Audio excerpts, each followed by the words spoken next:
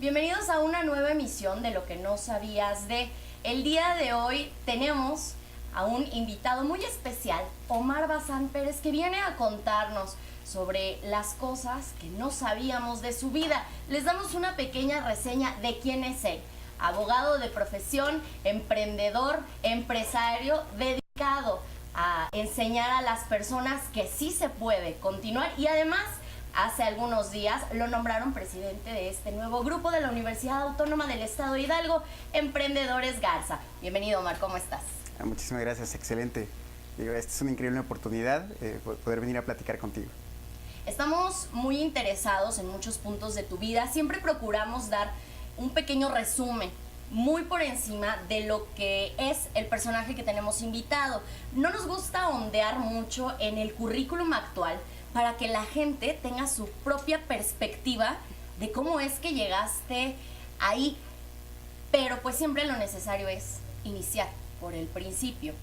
Sabemos que vienes de una familia en donde eres el hijo chico, tienes un hermano.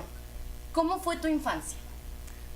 Fue una infancia muy bonita. Yo vivimos en una época en donde las cosas eran muy tranquilas en la ciudad.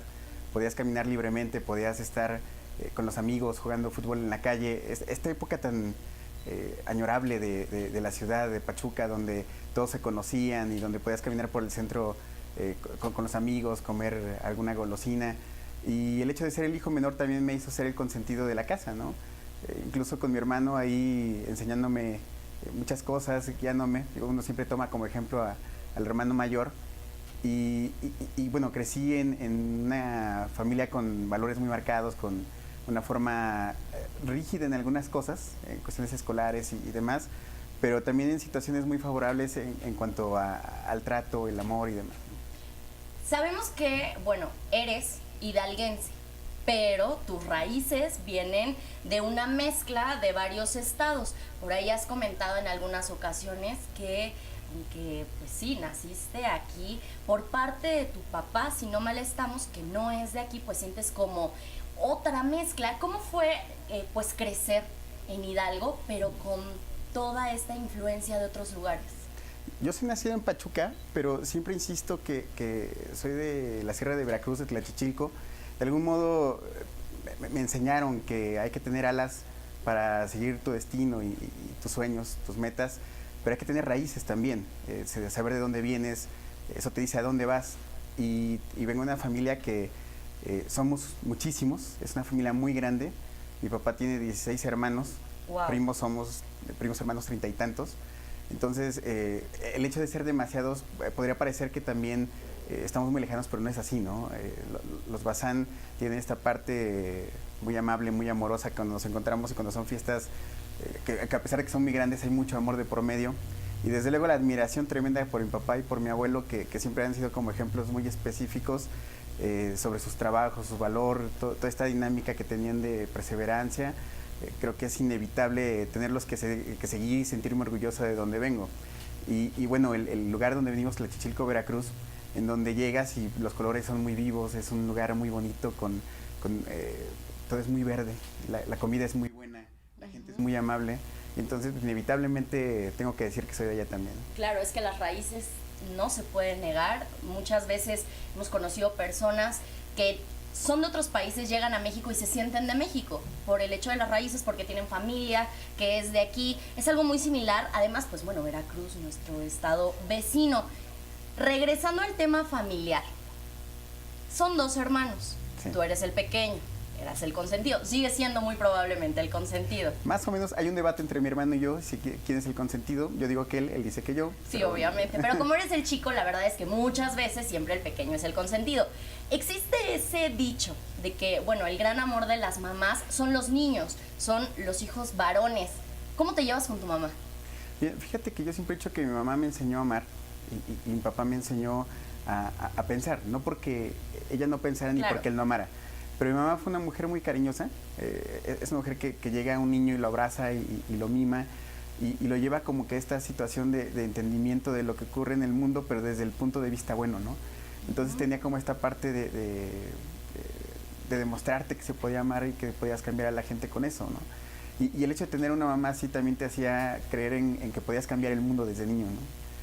Y hoy sigue causando impacto total en mí. Mucho de la labor social creo que tiene que ver con ese amor que mi mamá creó desde que yo estaba pequeño. La influencia de la familia es inevitable, es necesaria, Claro. positiva en muchos casos. ¿Qué hacía Omar cuando salía de la escuela, en la primaria, en la secundaria? ¿Cuáles eran sus actividades favoritas en un día común? Fíjate que era un niño como muy contradictorio, ¿no? Me gustaba hacer mucho deporte, me gustaba muchísimo el deporte y era bueno para ello, pero tendía como que, por ejemplo, en épocas de receso, en momentos de receso en la escuela y demás, prefería quedarme en el salón a hacer alguna otra actividad, escribir, me gustaba mucho escribir de niño.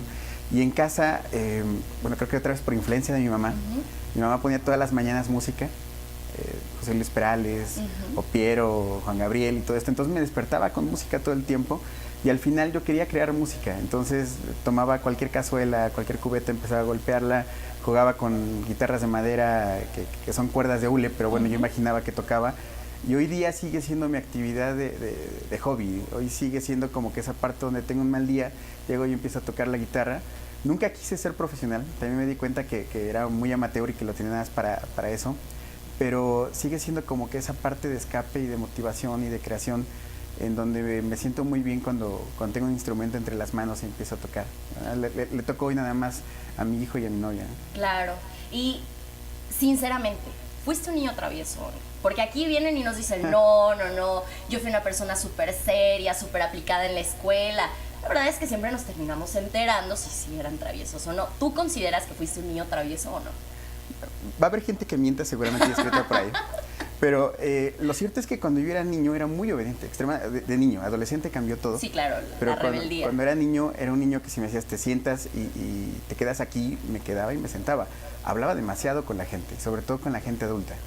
Tenía esta parte de querer saber qué pasaba detrás de esas personas, por qué tenían el semblante que tenían, cuestionaba demasiado y eso me ayudó también a ir comprendiendo de mejor forma la vida.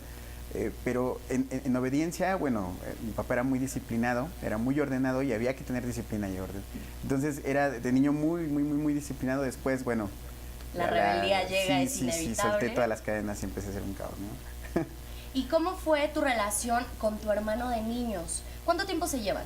Lleva 4 años. 4 años, que al principio cuando uno es niño es un abismo, de verdad que llevarse 4 años, yo le llevo 4 años a mi hermano y te puedo decir que tú en la primaria, bueno, tu hermano en la primaria, en este caso tú, y el hermano mayor en la prepa, pues es completamente diferente. Pero ¿cómo fue después? O sea, ¿se fortaleció este vínculo? Es que las edades aparte se van achicando. Sí. Fíjate que mi hermano siempre fue muy protector. También tenía esta parte de molestarme el hermano menor. Claro. No faltaba en algún momento que llegara y me diera por ahí algún zape.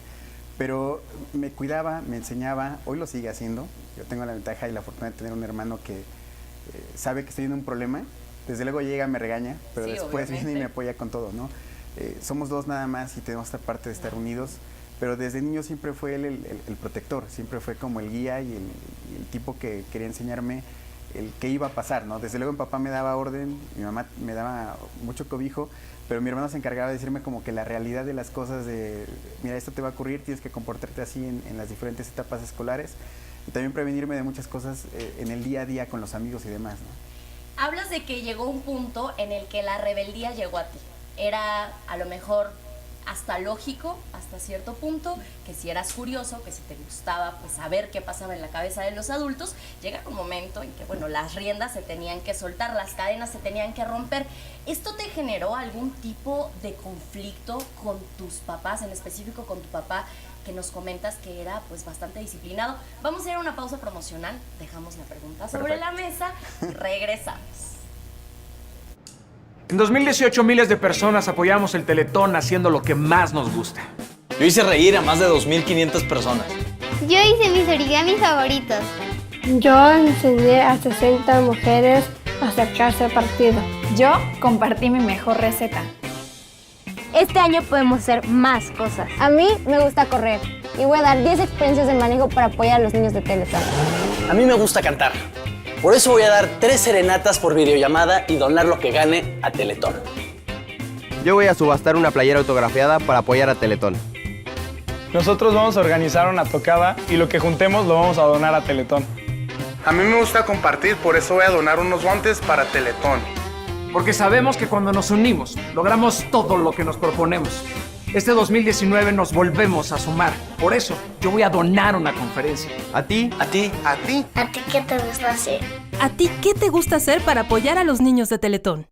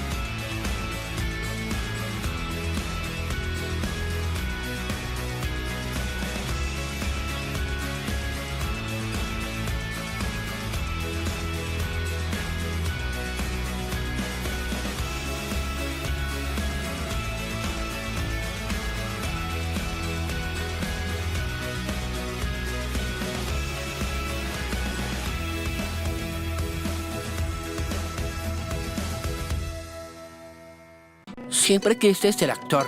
Actué en 2 películas y gané un premio Ariel. Llevo 28 años preparándome para ser independiente. Derecho a la participación. Yo voy a estudiar esto. ¿Y tú? Conoce sus derechos y actúa. Fundación Teletón. Él es Sinue. A los 2 años no se comunicaba ni jugaba como los otros niños. Hoy ya empieza a hablar y a relacionarse con las personas. Sinue lleva 3 años preparándose para ir a la escuela. Derecho a la educación. Yo ya estoy listo. ¿Y tú? Conoce sus derechos y actúa. Fundación Teletón. En 2018 miles de personas apoyamos el Teletón haciendo lo que más nos gusta. Yo hice reír a más de 2,500 personas. Yo hice mis origamis favoritos. Yo enseñé a 60 mujeres a acercarse al partido. Yo compartí mi mejor receta.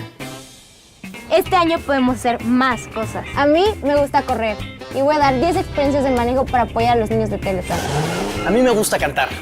Por eso voy a dar 3 serenatas por videollamada y donar lo que gane a Teletón. Yo voy a subastar una playera autografiada para apoyar a Teletón. Nosotros vamos a organizar una tocada y lo que juntemos lo vamos a donar a Teletón. A mí me gusta compartir, por eso voy a donar unos guantes para Teletón. Porque sabemos que cuando nos unimos, logramos todo lo que nos proponemos. Este 2019 nos volvemos a sumar. Por eso, yo voy a donar una conferencia. ¿A ti? A ti. ¿A ti? ¿A ti qué te gusta hacer? ¿A ti qué te gusta hacer para apoyar a los niños de Teletón?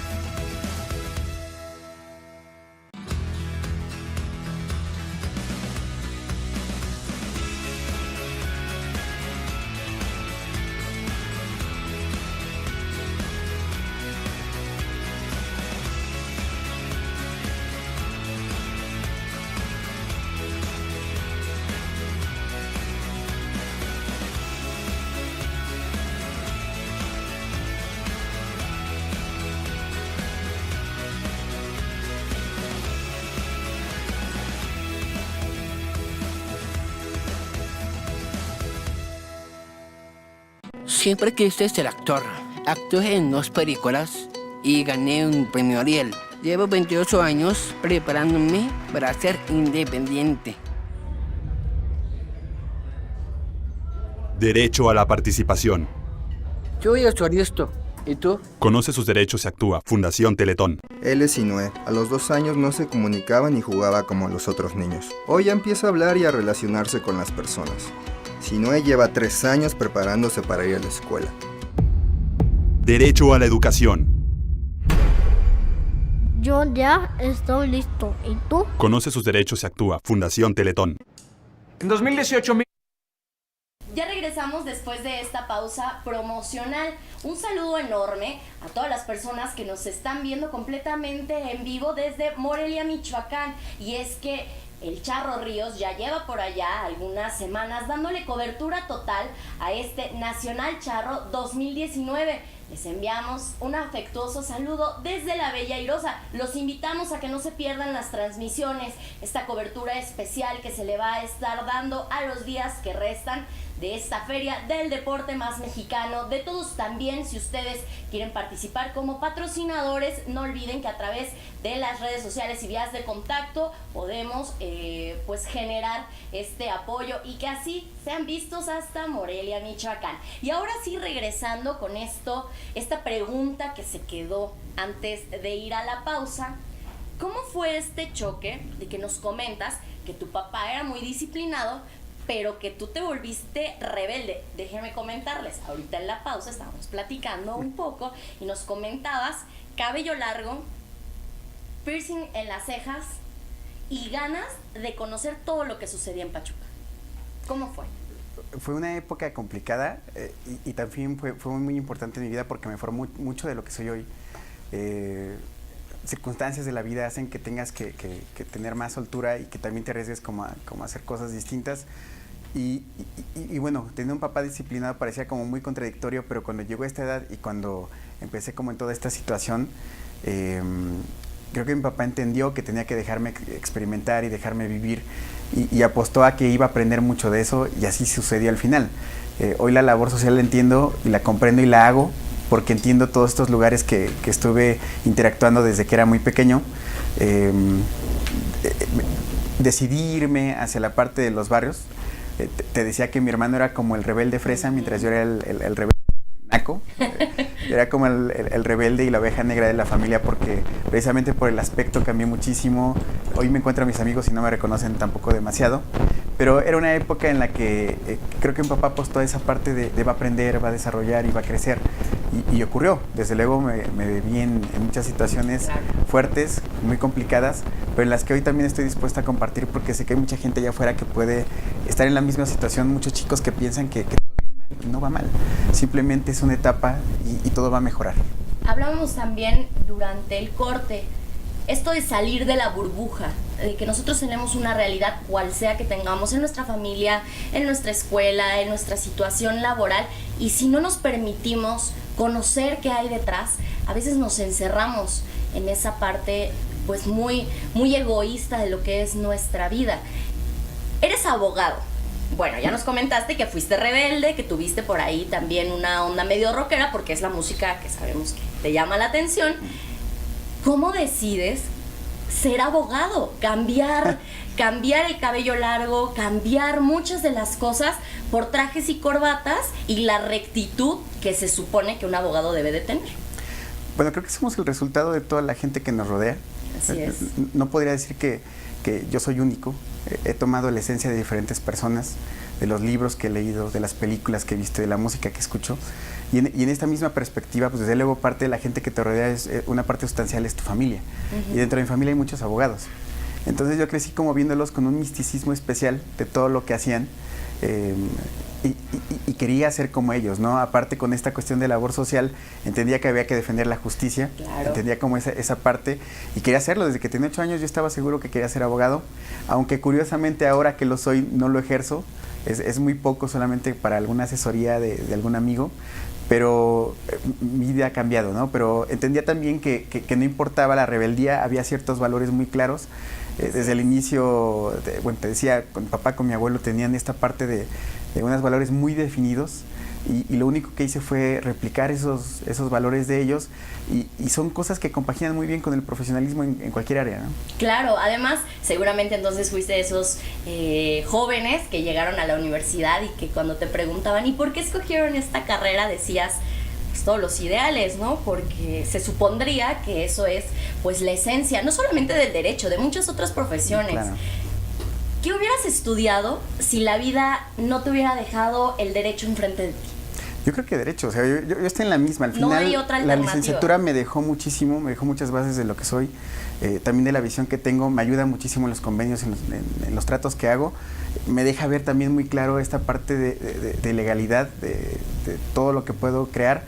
Y al final creo que me ha complementado otras tantas cosas, ¿no? Hoy estudio mercadotecnia también en línea y lo hago porque también sé que necesito más información, estoy muy metido en los libros, eso sí puedo decir que he cambiado mucho el tipo de libros que leo hoy día, ahora son más empresariales, más de emprendimiento, pero creo que al final todo lo que va pasando yo no cambiaré nada en mi vida, ha sido muy fructífera para mí, me ha dejado aprender muchísimo y simplemente he entendido que lo que me ha ocurrido tengo que aprovecharlo, tengo que verlo desde la perspectiva de qué me ha dejado y para qué lo tengo que aplicar. ¿No tuviste este choque durante la universidad de ser un idealista, además con una tendencia un tanto rebelde, y encontrarte con los profesores de la licenciatura en Derecho, que en muchos casos suelen ser muy rígidos, muy cuadrados, muy no puedes venir vestido así, no puedes hablar así, no puedes hacer esto, ni se te ocurra a lo mejor pensar en, no sé, digo, a lo mejor si nos están viendo algunos, porque somos colegas, algunos de nuestros profesores, un saludo enorme también, pero es real este choque que existe al estudiar la licenciatura en Derecho. No te reprimen, al contrario, yo creo que te forjan el carácter, pero ¿cómo fue para ti la etapa universitaria? Fue buena, en realidad para esa época ya había cambiado mucho mi aspecto de vestimenta, de cabello y demás, y en ideales, insisto, no creo que haya chocado nada, salvo alguna conversación alguna vez con algún maestro, que no diré el nombre, pero al final eran ideales distintos. Yo creo que se pueden hacer muchas cosas desde el lado del derecho. Claro. Creo en los derechos humanos, creo que hay que crear más derechos, hay que expandirlos y creo que hay muchos argumentos para defenderlos, ¿no? Y al final creo que eso es indebatible. Difícilmente algunos de nuestros maestros podría decirnos que no tendríamos que reforzarlos, que tendríamos que reprimirlos. Entiendo que había distintos procesos que tal vez estarían de acuerdo o no.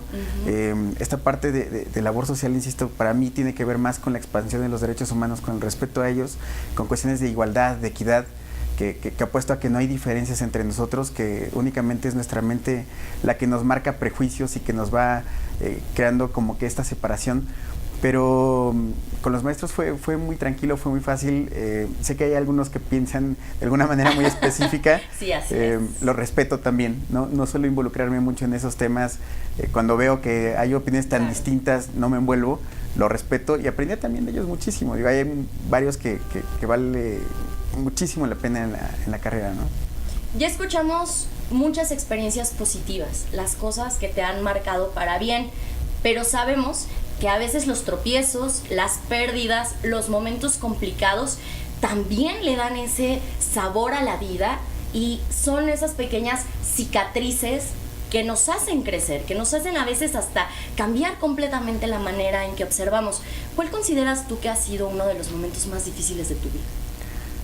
Yo creo que dentro de toda la novela que puede ser la vida personal, el momento más complejo es cuando iba a ser papá. Fui papá en la universidad, tenía 21 años y en aquella época pues desde luego cambié de estar en casa de mi papá cómodo, tranquilo, apoyado, a irme de casa y enfrentarme al mundo, ¿no? Y desde luego vienen cuestionamientos personales, ¿qué clase de hombre eres? ¿Qué clase de papá puedes ser? ¿Y qué le puedes brindar a tu familia? ¿Quién quieres ser además, no? Como padre. Sí, no, hay muchas circunstancias porque esta parte de no hay una escuela para padres es muy cierta. Y desde luego en esa edad no tienes una solvencia económica que te permita tener como una fuerza de voluntad, una fuerza de decir, bueno, tengo que ofrecer, ¿no? Empecé a trabajar en, ¿se pueden decir marcas? Claro, adelante, okay. Adelante. Empecé a trabajar en Office Max, desde luego como un asociado de artículos. Siempre digo que era el tipo al que le pides un lapicero para que te lo lleve. Era un glamour total, ¿no? Claro. Llegaba con eso a la universidad, llegaba con mi uniforme, y lo cierto es que el dinero no alcanza. Te pagan muy poquito y los gastos son muchos. Hay que ver la parte de consultas, alimentos, toda la parte de la casa. Y en ese momento cuando te das cuenta que no hay dinero, viene un conflicto personal muy fuerte, ¿no? Y esta parte de la gente que creía que podía hacer muchas cosas y que creen que fracasaste cuando vas a tener un hijo, las voces suenan y suenan y empiezas a creerlo. pero hay un punto en el que también entiendes que viene una persona que te está dando una fuerza total, y eso era mi hijo, para mí, hoy lo sigue siendo. Y creo que eso es lo que me hizo levantarme, me hizo tocar muchas puertas. Mi primer emprendimiento fue vender fayuca en el pasillo de Derecho. Ahí empecé a la venta clandestina. vender. Tampoco escuchen esto, por favor. Tampoco lo escuchen, pero... Ningún directivo de la universidad, ningún profesor. No, yo agradezco mucho porque los directivos se dieron cuenta. Yo recibí mucho apoyo desde la coordinación con la doctora Mira, si me ven, la vamos a saludar. La gente me ayudaba, mis compañeros fueron muy solidarios conmigo. Yo sé que me compraban cosas que incluso ni siquiera necesitaban, pero sabían que yo sí necesitaba hacer más. Y ese tipo de cosas te va dando mucho, porque al final aprendí a crear una empresa desde cero, aprendí a invertir, aprendí a tocar muchas puertas sin importar cuántas se cierren, y aprendí el valor y el hambre de las cosas, ¿no? Hoy tengo hambre por crecer, hoy tengo hambre por aprender y por crear, porque en ese momento de mi vida todo sucedió. Tenía hambre literalmente de comida, pero el hambre no se esfumó, se volvió muy sólida. Y aprendí cómo ir haciendo más y más y más, y cómo la persistencia te da un resultado positivo siempre. Además, cuando vienes de una familia tan nuclear, tan cercana, que te apoyó, ¿te pesó en algún momento la figura de tus papás respecto a cómo ibas a ser tú como padre? Siempre, insisto, ¿no? Yo creo que tengo una papitis aguda. Y creo que es generacional, mi papá también la tenía con mi abuelo, y creo que siempre tenemos como esta imitación, ¿no? De ver qué hacía, incluso generacional, ¿no? Para todos mis primos mi abuelo es una figura hasta hoy importante, y digo hasta hoy porque mi abuelo ya falleció, pero aún seguimos pensando, cada vez que hay una situación difícil en mi vida, pienso, ¿qué haría mi abuelo si estuviera en mi lugar? Y viene esta serie de cosas de decir, bueno, de todo lo que me enseñaron, ¿qué puedo aplicar? Lo repito con mi papá, ¿no? Y yo siempre he dicho, mi papá es esa figura que es mi guía, que es mi gurú, y al que sé que no le pregunto tantas cosas, pero intento observarlo cada vez más. ¿Cómo fue la reacción de la familia cuando les dijiste que ibas a ser papá? Serpentinas, no es cierto. No, me querían matar, al final, ¿no? Claro, vas en la universidad, eres joven, tienes 21 años, si tienes 21 años vas a la mitad de la universidad, y bueno, a lo mejor los planes a futuro que tenían los padres, pues no es que se vean coartados, pero sí es una bomba de realidad, pues también para ellos, muy probablemente pensar, ¿qué va a suceder con mi hijo?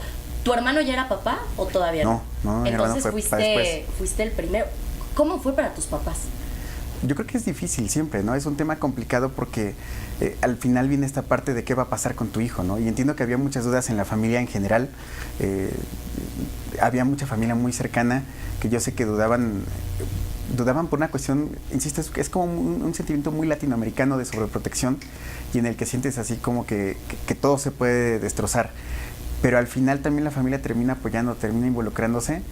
Sé que les costó un poquito al inicio, pero bueno, hoy todos adoran a mi hijo, y eso también siempre se agradece, ¿no? El hecho de saber que aman a alguien que tú amas muchísimo, y que sé que no importaría que yo no estuviera, él es un ser que siempre va a estar protegido.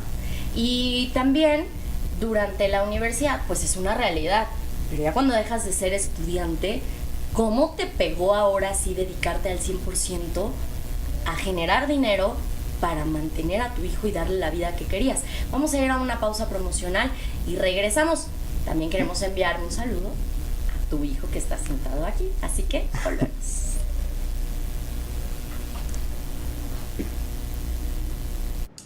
En 2018 miles de personas apoyamos el Teletón haciendo lo que más nos gusta. Yo hice reír a más de 2.500 personas. Yo hice mis origamis favoritos. Yo enseñé a 60 mujeres a sacarse partido. Yo compartí mi mejor receta. Este año podemos hacer más cosas. A mí me gusta correr y voy a dar 10 experiencias de manejo para apoyar a los niños de Teletón. A mí me gusta cantar. Por eso voy a dar 3 serenatas por videollamada y donar lo que gane a Teletón. Yo voy a subastar una playera autografiada para apoyar a Teletón. Nosotros vamos a organizar una tocada y lo que juntemos lo vamos a donar a Teletón. A mí me gusta compartir, por eso voy a donar unos guantes para Teletón. Porque sabemos que cuando nos unimos, logramos todo lo que nos proponemos. Este 2019 nos volvemos a sumar. Por eso, yo voy a donar una conferencia. ¿A ti? ¿A ti? ¿A ti? ¿A ti qué te gusta hacer? ¿A ti qué te gusta hacer para apoyar a los niños de Teletón?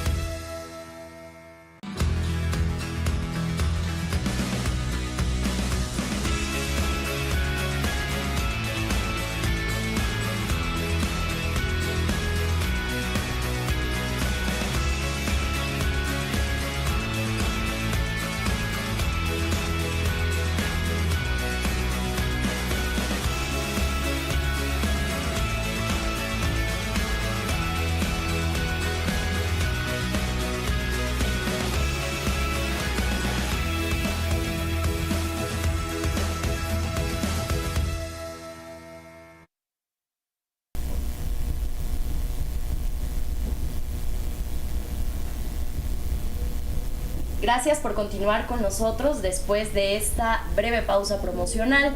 Seguimos platicando en los cortes y es que ojalá que este programa pudiera ser así, durar mucho más tiempo, porque siempre pues nos hace falta para contar todas estas anécdotas. Platicábamos antes de ir al corte, Omar, sobre cómo fue este cambio de la vida universitaria a la vida adulta. Pero también nos comentabas algunos puntos muy importantes ahorita en la pausa, que era pues cómo se desarrolló tu horario, que a lo mejor es necesario puntualizar, porque mucho de lo que eres ahora, con las pláticas que das para motivar a las personas, no solamente emprender, para todo lo que representa la motivación, vienen mucho de las experiencias personales. Nos hablabas de que, bueno, te levantabas a las 5 de la mañana y tu día terminaba a la 1 de la mañana del otro día, y era un constante estar trabajando, estudiando, medio durmiendo, cuidando a tu hijo.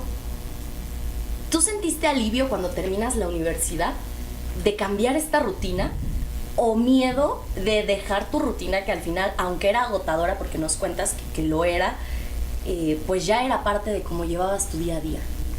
Creo que no he terminado por romper la rutina en realidad, ¿no? Digo, si bien ya no tengo estos horarios tan amplios, al final, insisto, todo te contribuye, porque me acostumbré a llevar una temática de mucho trabajo, de mucho esfuerzo, de mucha dedicación, y eso me sigue alimentando. O sea, creo que no descansé, simplemente pasé a una segunda etapa. Desde luego, cuando termino la universidad, me voy al Poder Judicial, empiezo a trabajar en los juzgados y después en el Consejo de la Judicatura. Y yo sabía que había mucho por hacer, ¿no? También los salarios tampoco son así. Claro, y aparte unos horarios sí. pesados también, ¿no? Sí, insisto, y bueno, en el juzgado me tocó con una juez increíble, ¿no? Benilde Zamora, que también le mando un saludo.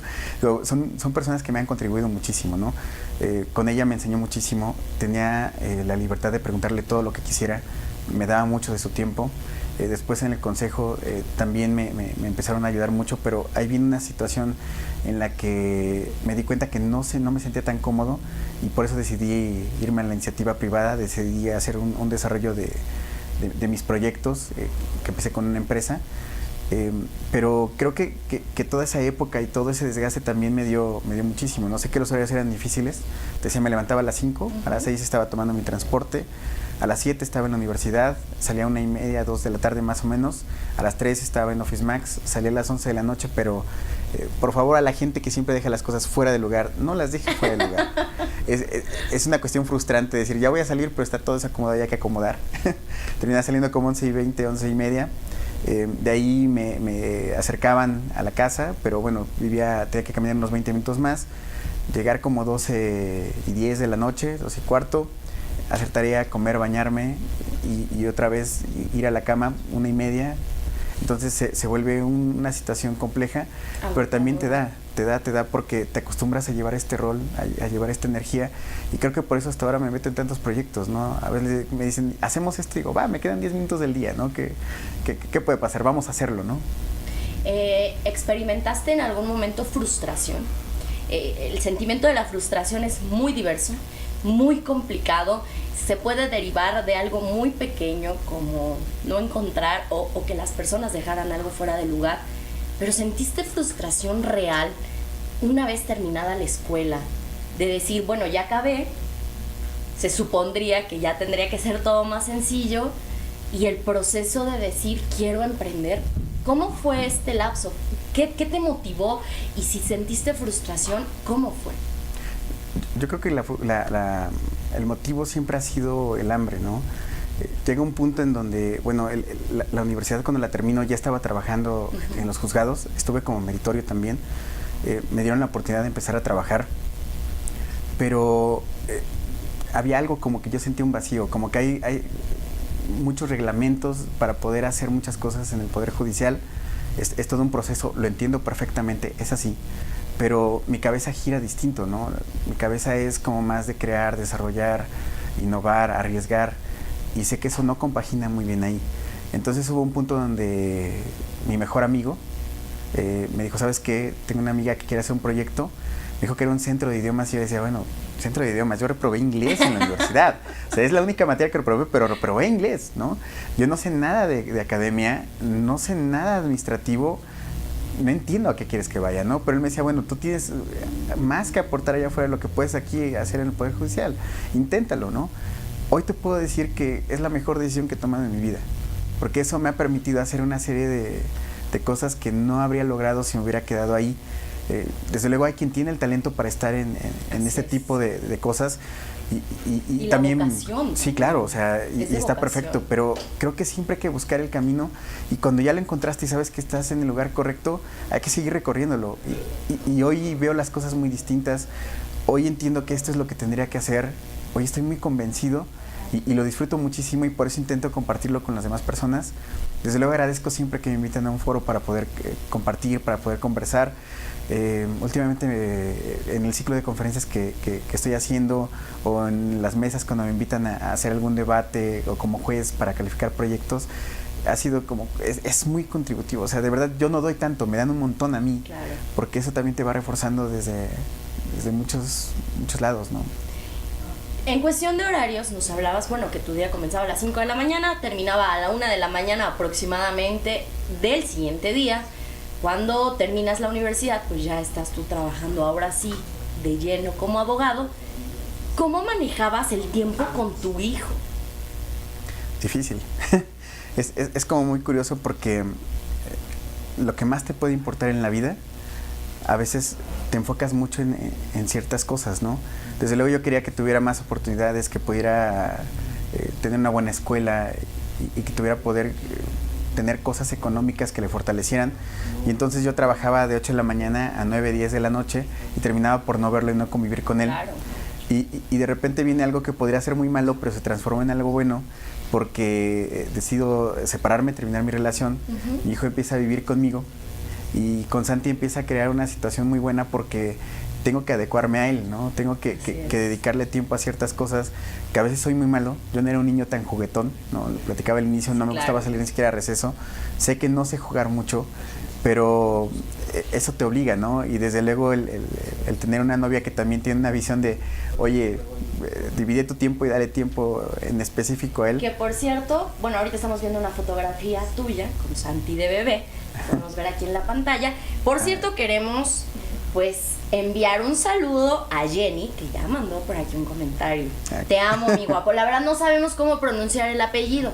¿Para qué te miento? Porque sabemos que pues, no es mexicana, así que sí, no es tan fácil llegar es alemana. Si no estamos mal, no podemos llegar. Jenny, discúlpanos, mejor no mencionamos el apellido para no tener problemas de la pronunciación. Fue complicado este proceso de a lo mejor dejar un poco de lado, por decirlo así, quizás suena un poco drástico, pero dejar de lado este crecimiento, el hambre de hacer, por algo más que era pues dedicarle tiempo real y de calidad a tu hijo. No, Santi es la empresa más importante y el proyecto más importante que puedo tener. Y lo entiendo y lo desarrollo porque es lo que me puede apasionar más. Yo creo que hay quien es papá por rebote y hay quien es papá porque lo siente y lo vive, ¿no? Porque tenías que ser papá. Yo quería ser papá. O sea, yo cuando me enteré que iba a ser papá, mi vida cambió. Creo que fue el último cambio fuerte de mi vida en realidad. Recuerdo perfectamente el día que me enteré y recuerdo la sensación que tuve y el hecho de que no podía dormir, desde luego, porque estaba muy preocupado por muchas cosas. Obviamente. Pero también sabía que venía la parte más esencial de mi vida y hoy lo sigue siendo. Hoy con Santiago hay un enlace muy fuerte. Tiene el mal de la papitis también, pero creo que eso sigue alimentándome y sigue dando toda la fuerza que necesito cada día. Y si tú pudieras en este momento hablar, juntar a lo mejor a tu abuelo, que ya no está, a tu papá, a ti y a Santiago, 4 generaciones, ¿qué creerías que sería el eje medular de la plática que pudieran llegar a tener? Sí tuvimos algunas pláticas. Mi abuelo ya era grande, pero creo que era como más las historias. En realidad creo que si algo nos caracteriza es que hay como muchas historias de vida que pueden ser como en contra, pero que sabemos cómo enfrentarlas y seguimos avanzando, ¿no? Me decía alguna vez, mi papá me contaba una historia que él estaba con mi abuelo, que estaban montando un caballo y de repente el caballo empezó a reparar y mi abuelo le gritaba, dómalo, ¿no? Domínalo. Mi abuelo no se refería al caballo, se refería al miedo. Y creo que esta parte de cosas que siempre nos enseñaron, que yo intento transmitirla a mi hijo, intento que sea una generación, que sea generacional el hecho de transmitir los valores, las ideas y toda la importancia que le damos a esto. Y creo que no nos caracteriza como en esta parte desde mi abuelo hasta mi hijo, sino una cuestión familiar, ¿no? En donde la familia es de la misma región de mi mamá y de mi papá, y donde hay muchos valores que son muy parecidos, ¿no? Incluso mi abuelo paterno con mi abuelo materno eran amigos. Wow. Y eso, digo, hace que también entiendo que... Una empatía. Sí, hay mucha empatía con las dos familias. Con mi abuela también es un lugar donde voy y hay mucho amor y hay mucha colaboración. Incluso, digo, a mí mucha gente que no puede decir que yo he criado a mi hijo solo, ¿no? Claro. Tengo un primo que también se mezcla mucho en este rol. Es el tío que siempre está ahí con mi hijo. Y desde luego toda la familia que ha ido brindándome muchísimo apoyo, porque sé que de eso está hecho la vida, ¿no? De la gente que está ahí contigo. Y en este punto ya llegamos casi a la actualidad. Ya vimos en dónde entra Santi, cómo fue el proceso. Ahora llevas una vida más estable, por mencionarlo así. Digo estable porque pues está más estructurada, pero llena de cambios. ¿Qué te motivó a decir, tengo que compartir mis experiencias, tengo que contárselas a las personas para que les sirva, para que los motive? Tengo la fortuna de tener muchos amigos a lo largo de mi vida, y algunos empezaron a acercarse para contarme sus sueños. Y de repente cuando me los contaban empezamos a ampliarlos, empezamos a crear ideas y empezaron con sus propios negocios. Y de repente platicando con ellos, con algunos me perdí en alguna etapa de mi vida en concreto. Y vino esta serie de comentarios de por qué no cuentas lo que te pasó y por qué no decirles que sí se puede, ¿no? Yo no sé si soy tan de inspirar o no, pero sé que siempre en el público hay alguien que puede estar pasando por la misma situación que yo. Y lo único que intento es que sepan que sí se puede. Al final no busco una trascendencia económica, sino una trascendencia de ideas. Creo que realmente lo que te puede volver inmortal en el mundo es si puedes dejar algo en los demás, ¿no? Por eso es la creación de proyectos, por eso es poder dar una conferencia, por eso es escribir un blog, por eso es hacer labor social, que es algo que yo sé que insisto, ¿no? Es más lo que ellos me dan de lo que yo les puedo dar a cualquier persona que le cuento mi historia o que refuerzo sus ideas o que aprende algo de mí, ¿no? Siempre ellos me dan más de lo que yo puedo otorgar. ¿Te ha tocado escuchar historias estremecedoras de las personas que van a las conferencias o con las que te has topado en la vida, que digas un golpe de realidad que a lo mejor llega a cambiar, aunque no te sucede a ti, la manera en que ves la realidad?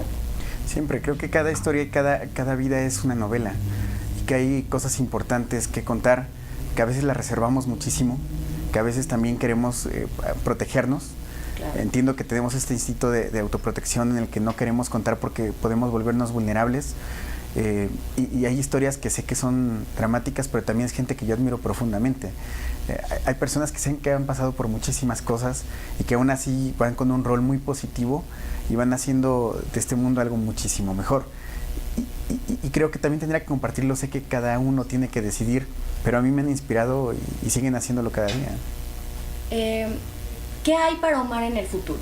No desde el punto de vista profesional, porque en lo profesional sabemos que vas a seguir realizando actividades pues en pro de la sociedad, ya sea de la manera en que tú consideres. ¿Qué hay para Omar persona en el futuro? ¿Te gustaría ser papá nuevamente? ¿Qué planes tienes? Digo, es que uno continúa creciendo y es inevitable pues cuestionarlo, ¿no? Lo preguntaste y Santi de inmediato así como que ¿Qué? ¿Quién qué? No sé, yo dejo que la vida ocurra, pongo lo que está de mi parte y lo demás dejo que el agua fluya. Entiendo que la vida es así. Algunas ocasiones que he estado enfermo, me preguntaba hace muy poco, este mismo primo, Paco, me preguntaba, cuando estás enfermo y tal vez estés peor, ¿no? ¿Qué vas a hacer si es que pasa algo malo contigo? ¿Cómo vas a aprovechar si es que es algo muy grave y tienes poco tiempo de vida? Y le decía, nada, yo voy a seguir con mi vida exactamente igual, porque si quisiera hacer algo distinto, entonces desde ese punto hacia atrás mi vida no habría tenido sentido. Creo que la vida simplemente hay que poner todo lo que está de ti y lo demás, dejar sin frustración y sin forzar nada, hay que dejar que ocurra la vida. Si pudieras darle un consejo de vida a tu hijo, ¿cuál sería? Que lo tenemos aquí, pero vamos a hacer de cuenta que no está aquí. ¿Cuál sería el consejo de vida que le darías a tu hijo? Busca tus sueños, realiza todos tus sueños. No escuches las voces externas, concéntrate en lo que te apasiona y sé feliz. Y ya para terminar esta emisión, ¿cómo te describirías en 5 palabras? Esa siempre es la parte difícil. Sí, es complicado. Fíjate que siempre analizas a los demás, pero creo que una cuestión personal no. No lo sé, creo que necio, tenaz,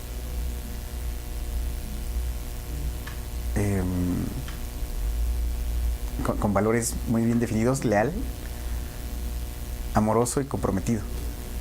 Bueno, pues aquí tuvimos un pedacito de la historia de Omar Bazán. Antes de irnos, queremos agradecer a las personas que el día de hoy se han puesto en contacto con nosotros a través de las redes sociales. A Marco Noriega, que envía un saludo al equipo de producción, Jaime González, que también envía saludos y que además pues habla sobre el equipo y el gran trabajo que realizan. A Jenny, que ya te mandó saludos y muestras de afecto. A David Bazán, 1000 historias siempre en la memoria, primo. Así que ya también te están observando por ahí la familia. A Dante, eres grande, primo. Más palabras. A Francisco. Francisco es el primo del que nos hablabas. ¿Francisco Mérida o quién es? Francisco Ramírez Bazán. No. Es también ¿Primo de mis también? primos. Sí, Perfecto. también. Que pues están ahí al pendiente. A Adonai Bazán. Felicidades, primo. Toda la familia. Mucha familia. Todos los primos. A Jenny diciéndonos que no nos preocupemos por mencionar mal el apellido, mejor lo omitimos. Y a todas las demás personas, también a Georgina Villanueva, gracias por compartir. A Daniel Vergara, que nos ve desde Morelia. Así que antes de irnos, algo más que quieras agregar, algunas palabras que quieras compartir con el auditorio de CCR TV, ya sea para motivarlos, para que sigan sus sueños, cualquier cosa que nos quieras decir. Bueno, yo siempre he creído que hay que arriesgarse, hay que seguir, hay que a veces nadar contracorriente. Sé que puede ser como muy difícil, sé que puede parecer que todo está en contra, pero siempre hay una posibilidad y la única forma de matar esa posibilidad es si tú crees que no puede existir. Hay que luchar, perseverar, tener hambre y crecer cada día. Pues muchísimas gracias. Hoy tuvimos a Omar Bazán Pérez, abogado de profesión, ahora presidente de este nuevo grupo de emprendedores Garza, conferencista, emprendedor, empresario, amante de la vida, que hoy vino a contarnos un poco sobre lo que no sabíamos de ti. Muchas gracias, Omar, por permitirnos conocer esto, porque el auditorio sepa estos puntos que a veces nosotros no vemos con las personas que que observamos en el trabajo, en la vida diaria. No se pierdan la siguiente emisión el próximo jueves en punto de las 6 de la tarde, aquí completamente en vivo por CCR TV. Queremos enviar un afectuoso saludo a todas las personas que nos observan desde Morelia, Michoacán, durante este Nacional Charro 2019, al equipo de CCR TV que se encuentra allá. Les recordamos que si ustedes quieren participar como patrocinadores a través de las redes sociales, se pueden poner en contacto con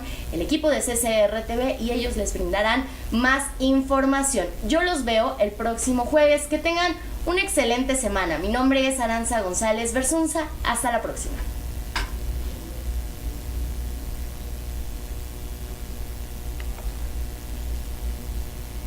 Muchísimas gracias. Hasta salió.